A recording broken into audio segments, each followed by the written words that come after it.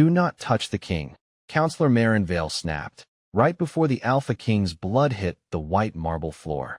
The room went so quiet Harper Wren could hear the elevator doors closing 47 floors below.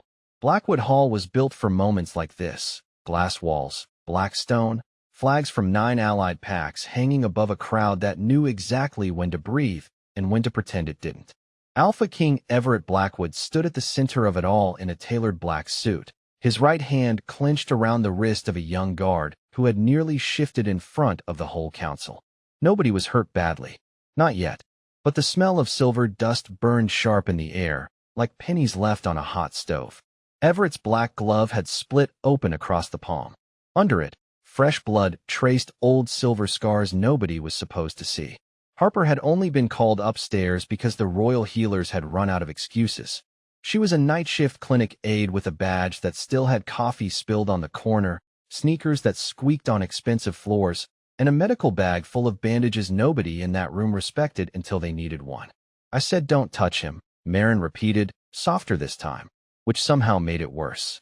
Harper looked at the Alpha King. His face was calm in the way winter roads looked calm before a truck slid sideways. "Your Majesty," she said, "do you want the hand treated, or should we let everyone keep staring at it like it just insulted their grandmother?" One of the guards coughed into his fist. Everett's eyes moved to her. "Gray. Cold. Tired. Treat it." Marin's mouth tightened. "This is a royal matter. Bleeding is usually a medical one," Harper said, already opening her bag. She expected someone to drag her back. No one did. Everett held out his hand, and for one strange second, the whole pack hierarchy shifted around that small movement. Kings gave orders. Omegas obeyed. That was the old rule. But his hand was open, and Harper was the only person stepping toward it. She wrapped the first strip of clean gauze around his palm. The second her fingers brushed the oldest scar, heat shot up her arm. Not pain. Memory. A boy standing under a ring of silver light. A wolf howling behind a locked door. Men in ceremonial coats calling cruelty duty because it sounded cleaner. Harper sucked in a breath. Beneath her fingers, the scars began to fade. One by one, thin silver lines dissolved into unmarked skin. Gasps broke through the chamber. Everett stared at his own hand, as if it belonged to someone he had lost years ago. Then his wolf rose behind his eyes, amber and furious and very awake. A voice, low and not human, landed inside Harper's mind. "Do not let her leave." Everett Blackwood closed his hand, and the silence in Blackwood Hall closed with it. The healed skin should have been a miracle. In that room, it looked more like evidence. Harper felt every stare land on her clinic badge, her cheap sneakers, the loose strand of hair stuck to her cheek. 47 floors above Denver, surrounded by pack flags and people born into names older than highways, she had never looked more out of place. Counselor Marinvale stepped forward first. Of course she did. Women like Marin did not rush. They arrived at a problem as if the problem had been waiting for permission. "Miss Wren," she said, "you will remove your hand from His Majesty and step back." Harper had already stepped back. That was the annoying part. Everett noticed it too. His mouth barely moved, but something in his eyes sharpened. The wolf was still there, pressing close beneath the gray, furious and focused on her like she had accidentally walked away with his favorite bone. "Do not let her leave," the voice said again. Harper swallowed. She had heard frightened pups, injured horses, half-shifted guards in pain. She had never heard the inner wolf of an Alpha King speaking straight into her head like he owned the hallway. Everett looked down at his palm. No scar, no silver lines, just skin, unmarked for the first time in 11 years, if the whispers behind him were telling the truth. One of the royal healers took a step closer with the expression of a man watching his entire education pack up and leave town. "Your Majesty, we need to examine the reaction." "No," Everett said. One word. The room obeyed before anyone understood it. He looked at Harper. "Miss Wren will remain in Blackwood Hall." Harper blinked. "I am sorry. Remain as in wait for paperwork, or remain as in I should ask whether this building has a hostage policy?" A guard near the east wall made a sound that died young. Everett's gaze stayed on her face. "You will be compensated for your time." That answers nothing, but it does sound slightly more legal. For the first time, something almost touched the corner of his mouth. It was not a smile. It was the ghost of one, seen through bulletproof glass. Marin's voice cut in. Your Majesty, she is a clinic aide, an unverified Omega with no standing in the council registry. We cannot allow unsupervised access. Harper laughed once, not because it was funny, but because it was either that or throw a roll of gauze at a woman wearing pearls worth more than her car. Unverified sounds dramatic. I passed background checks to handle antibiotics and angry teenagers with sprained ankles. Everett turned his healed hand palm up. The room stared again. Beneath the clean skin, a faint mark appeared at his wrist, pale as moonlight underwater. It curved once, then broke, unfinished. Harper felt heat answer beneath her own sleeve. Marin saw it. So did Everett. His entire posture changed, not softer, not safer, but more awake. Clear the chamber, he ordered. No one moved fast enough for his wolf. The lights flickered once. Every wolf in the room lowered their eyes. Harper should have been terrified. Instead, she was tired, underpaid, and suddenly angry on behalf of a man who looked like power had been built around a wound. Your Majesty, she said quietly. Whatever that mark is, I did not put it there. Everett stepped closer, close enough that only she heard him. I know. His voice dropped lower. That is what concerns me. By morning, Harper Wren had learned 3 things about Blackwood Hall. The coffee tasted like punishment, the elevators required more clearance than most airports, and rich pack families could whisper loud enough to ruin a person from 30 feet away.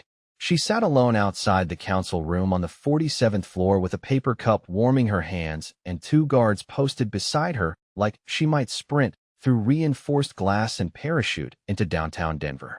Through the frosted doors, voices rose and fell. Her name kept surfacing between words like liability, influence, and containment. Nobody said miracle. That would have made it harder to control.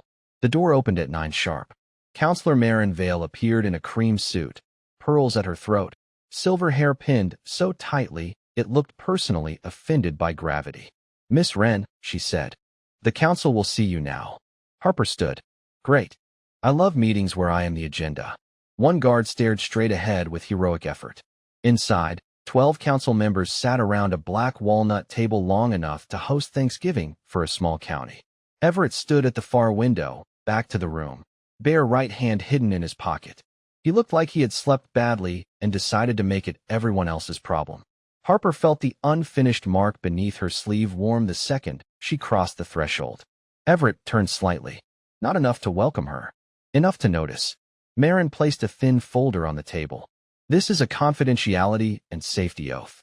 It states that you will not discuss last night's incident, will not touch His Majesty without council authorization, and will remain within city limits until your ability is properly classified. Harper opened the folder. The language was polished, expensive, and mean. This says I cannot leave Denver without written permission. Temporarily. It also says any healing response I produce inside Blackwood territory belongs to the coalition. She looked up. That is a creative way to spell kidnapping. A low sound moved through the room. Everett's hand came out of his pocket. The skin was still unscarred, but pale light flickered at his wrist, then vanished. Marin saw it and smiled like someone watching a lock click shut. You are an unregistered Omega with an undocumented bond response to the Alpha King. Surely you understand why caution is necessary. Harper felt heat crawl up her neck. I understand that when a low-ranking Omega does something useful, powerful people suddenly discover paperwork. Everett finally stepped away from the window. Enough. The word did not echo. It did not need to. Chairs went still. Marin turned to him with practiced patience. Your Majesty, your scars were part of the succession record. They proved you survived the binding rite. Without them, some will question what remains intact. The air changed. Harper saw it hit him, not on his face, but in the tiny pause before his next breath. Binding rite. The words carried weight no one wanted to hold. Everett looked at the folder, then at Harper. She signs nothing. Marin's smile thinned. Then she remains your responsibility. She already was, Everett said. His wolf flashed amber behind his eyes, and every council member lowered their gaze except Marin. Harper should have felt relieved. Instead, she understood the trap. Everett had protected her in front of the council, and by doing it, he had tied her name to his throne. Marin gathered the folder with calm, careful hands. Very well. Let the Pax see where their king places his trust. Harper met Everett's eyes across the table. For the first time, He looked less like a king giving orders and more like a man realizing someone had moved the battlefield under both their feet. Everett took Harper to the private medical floor himself, which made every guard in the hallway suddenly develop an interest in the ceiling. Blackwood Hall had entire wings built to make people feel small, but this one felt different. Quieter. No pack flags. No council portraits. Just glass walls, soft lights, locked doors, and the kind of expensive silence people bought when they had too many secrets. Harper followed him into a room overlooking Denver, where traffic moved below like red and white threads stitched through the dark. "Is this where you bring all unregistered medical problems?" she asked. Everett removed his suit jacket and laid it over the back of a chair with careful control. "Only the ones who insult the council before breakfast. Good to know I am getting special treatment. You are getting protection." Harper set her medical bag on the counter. "Those are not always the same thing." He looked at her then, really looked, and for a second the Alpha King disappeared behind the tired man wearing his face. The unfinished mark beneath her sleeve warmed again. Everett noticed. Of course he did. Men like him survived by noticing everything except what they felt. He held out his right hand. The skin was smooth now, but Harper could still sense something under it. Not a wound exactly. More like a door painted the same color as the wall. "There is one place left," she said. "Below the knuckle." His jaw flexed. That scar disappeared. The skin did. The memory did not. Rook stirred behind his eyes, amber and restless. "Good," the wolf said in Harper's mind. She stared at Everett. "Your wolf has opinions. He usually saves them for threats." "Lucky me." Everett gave the smallest breath of amusement, then went still as Harper touched the base of his index finger. Heat flashed through her hand. The room vanished. She was standing in a stone chamber lit by cold silver fire. Everett was younger, not a king yet, his shoulders too straight for someone who should have been allowed to shake. Around him stood council elders in ceremonial coats. Marin Vale was there, younger, smoother, watching like a woman measuring a future she planned to own. A silver ring hovered above Everett's hand. Someone said, "For the stability of the coalition." Someone else said, "For the control of the wolf." Then Rook howled behind a locked door Harper could not see, and the sound hit her chest like grief. This was not a right. This was a cage with better vocabulary. Harper pulled her hand back hard. The medical room returned. Everett had not moved, but his face had gone pale beneath the discipline. "What did you see?" he asked. Harper tried to make her voice steady. "They did not bind you to the throne. They bound your wolf away from your choice." Everett looked toward the city, and for once he seemed less powerful than trapped. "I was 17. Harper swallowed. "They called it duty because abuse sounds bad in a speech." His eyes closed for one brief second. Rook pressed close, no longer furious, just old and tired. Harper reached into her collar and pulled out the small silver pendant her mother had left her, the one shaped like a broken feather. Everett opened his eyes. Recognition moved across his face before he could hide it. "Where did you get that?" he asked. Harper looked down at the pendant, then back at him. "My mother." The mark on her wrist burned bright enough to show through her sleeve. Somewhere deep inside the building, an alarm began to ring. The alarm cut through the private medical floor like the building had just remembered it was a fortress. Red lights washed over the glass walls, turning Denver into a blur of brake lights and storm clouds beyond the windows.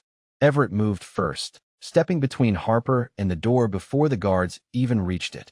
That should have annoyed her. It did annoy her. It also made the mark under her sleeve flare with a warmth that had no business feeling familiar. "Is this about the pendant?"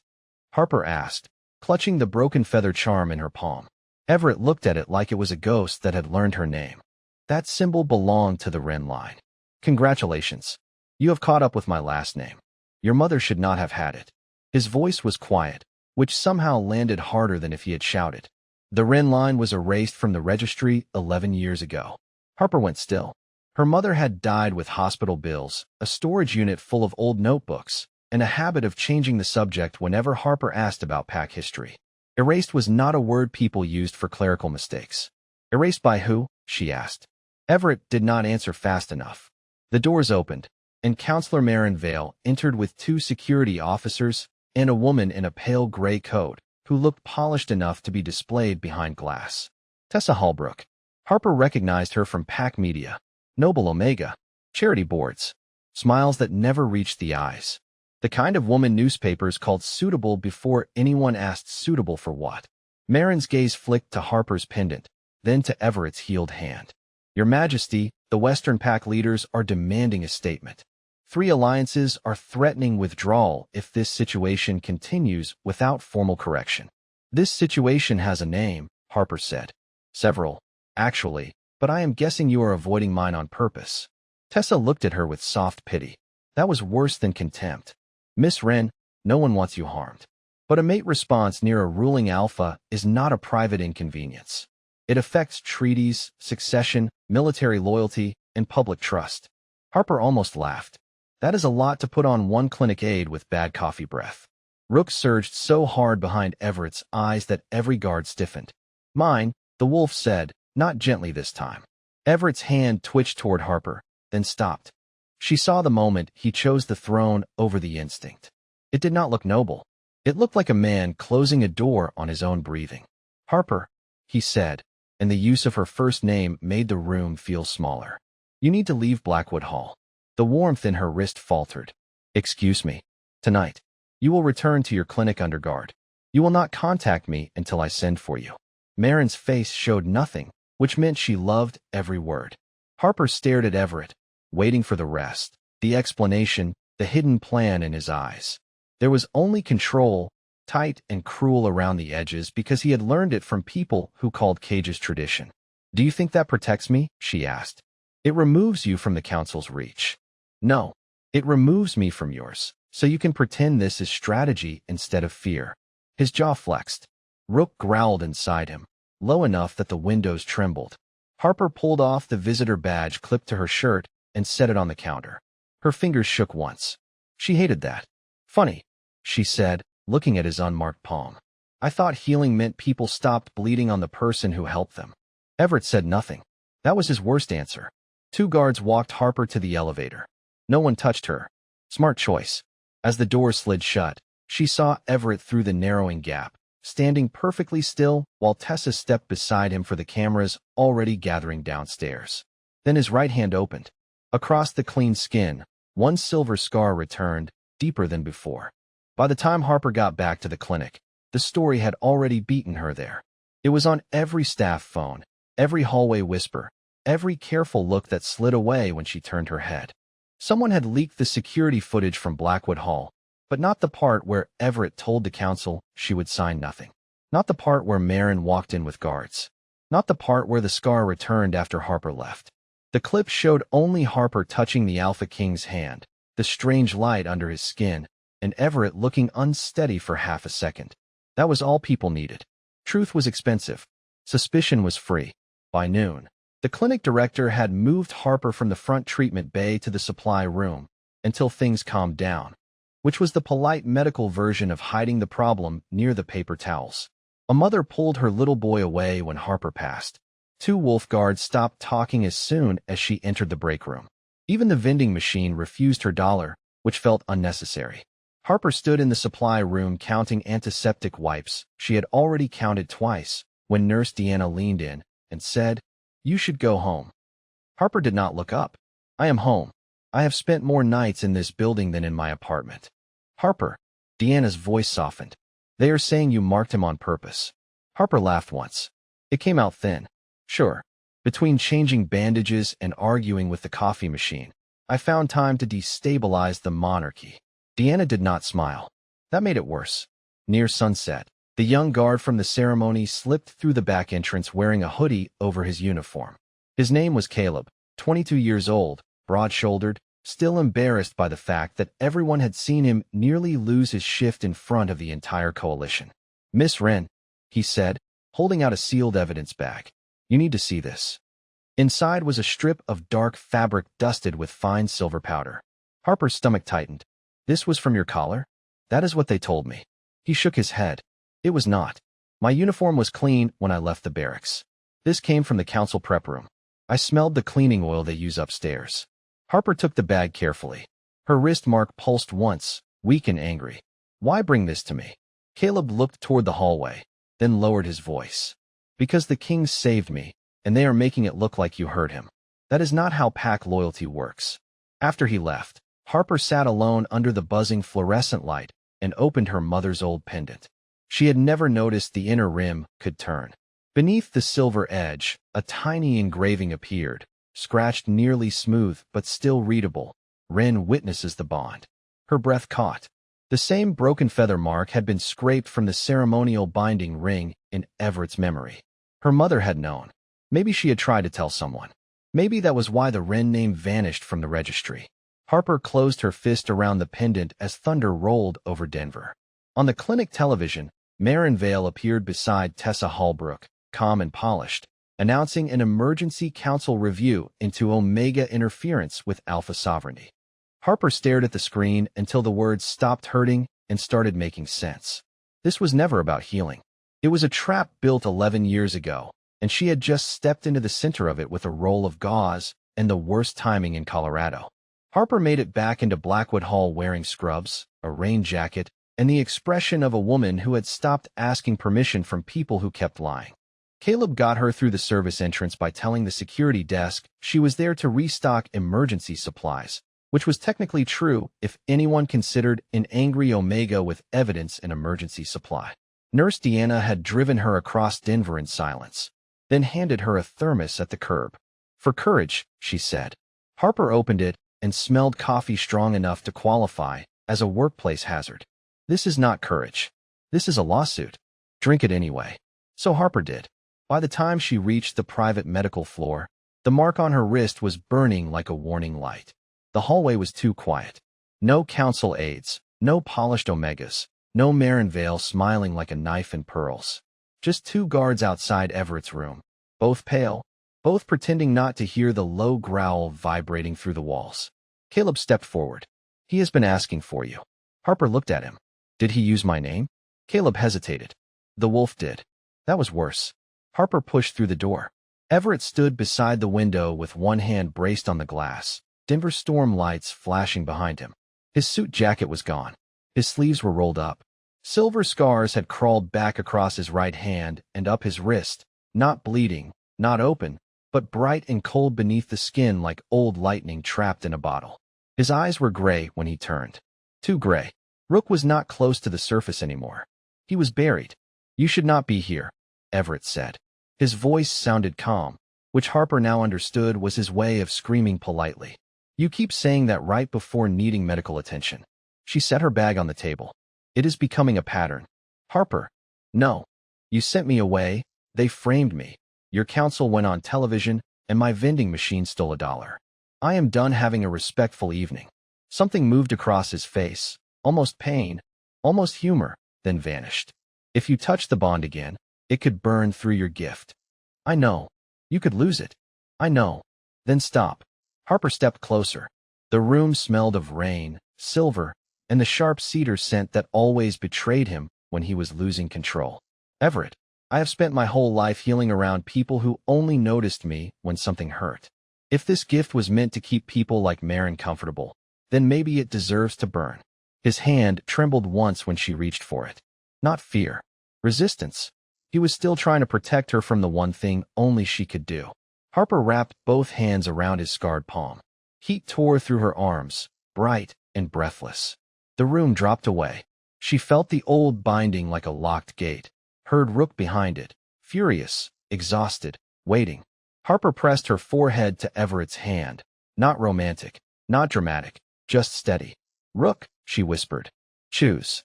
The wolf answered with one word that shook every window in Blackwood Hall. "Her." The silver light snapped. Everett gasped, and Harper felt something inside her gift flare hard, then go quiet. When the room came back, Everett was on one knee, still holding her hand, like letting go would be another kind of wound. The mate mark on his wrist was complete. So was hers. The door burst open behind them. Council guards filled the threshold, and Marin Vale's voice followed, cold and pleased. "Well," she said, "now the whole pack can see what she has done." Marin wanted a spectacle, so she got one.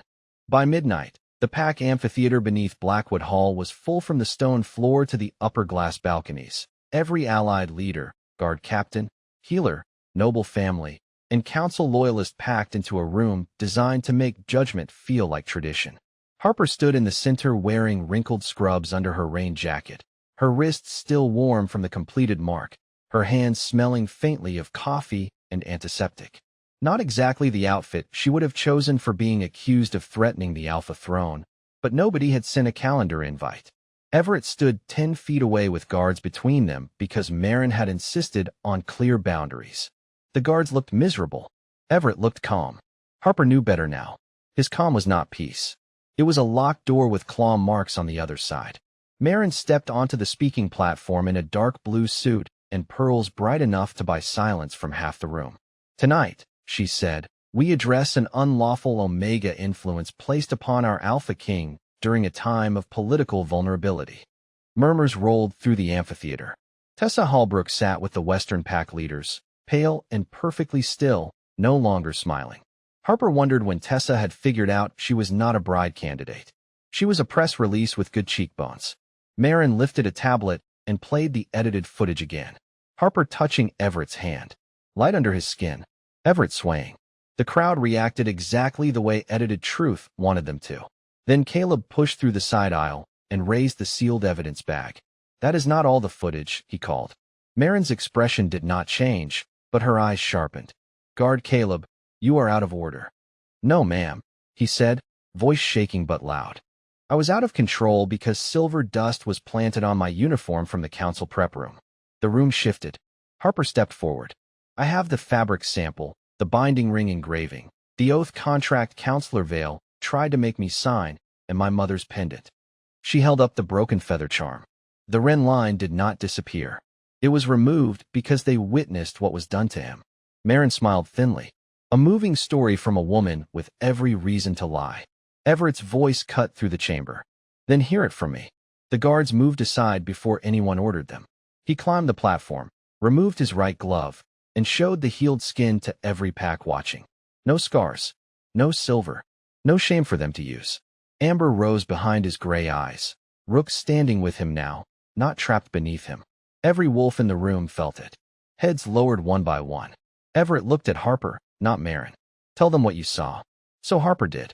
Not like a victim, not like a queen, like a healer who was finally done letting powerful people rename wounds as duty. Harper told the truth in the kind of silence that makes powerful people nervous. She spoke about the binding rite, the silver ring, the Ren witnesses, the erased registry, the planted dust on Caleb's collar, and the oath contract that would have turned her gift into council property. She did not raise her voice. She did not cry for effect. She did not perform pain like something for the balcony seats. She stood in her wrinkled scrubs under the lights of the amphitheater and made every lie sound as small as it had always been. When she finished, no one moved. Then Tessa Hallbrook stood from the Western delegation. Her face was pale, but her voice held. "Counselor Vale told us the bond was unstable," she said. "She said His Majesty needed a public match to protect the coalition." Marin turned toward her slowly. "Sit down, Miss Hallbrook." Tessa did not.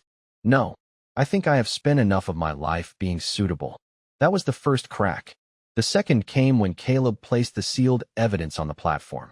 The third came when 3 healers from the lower clinic stepped forward and confirmed the silver dust pattern. By the time the old ring was brought out, with the broken feather mark still scratched beneath the polish, the room no longer belonged to Marin. It belonged to the truth, and truth, Harper thought, had terrible manners once it finally arrived. Everett stepped to the center of the platform. Rook burned amber in his eyes. Not wild, not trapped, just present. "Counselor Marin Vale," Everett said, "you are removed from the Alpha Council pending pack judgment for conspiracy against the bond, falsifying succession records, and endangering coalition stability." Marin's smile disappeared at last. "You would weaken the throne for an Omega Clinic aid?" Everett looked at Harper, then back at the room. "No, I weakened it when I believed a throne mattered more than the people it stood over." No one spoke. Even the old families knew when history had entered the room and taken a chair. Everett removed the black glove from his left hand too and let it fall to the floor. "No heir of this coalition will ever again be bound from their wolf in the name of duty. No Omega healer will be registered as property, asset, or political risk. Loyalty is not obedience to fear. It is the courage to protect what power would rather hide." Harper felt the words settle somewhere deep, not as romance, not as a crown, but as repair. 3 weeks later, The Wren name was restored on the wall of Blackwood Hall, not above the throne, but above the new public clinic entrance where kids tracked mud across clean floors and guards pretended they were not afraid of flu shots. Harper worked there 3 days a week because people still got hurt, and no title changed the fact that a bandage needed steady hands. Everett came by on Fridays with coffee, medical tape, and a security detail, trying very hard to look casual. "You brought supplies instead of flowers again," Harper said. Flowers seemed impractical. That is the least romantic sentence ever spoken by a king. Rook's voice brushed her mind, smug and warm. "I chose well." Harper smiled down at Everett's open hand. This time, there were no scars waiting to vanish. Just trust, offered without armor. And for the first time in 11 years, the Alpha King did not reach for her because he was wounded. He reached because he had learned that real power was knowing who you could be gentle with, and real love was never asking someone to become smaller so you could remain unafraid.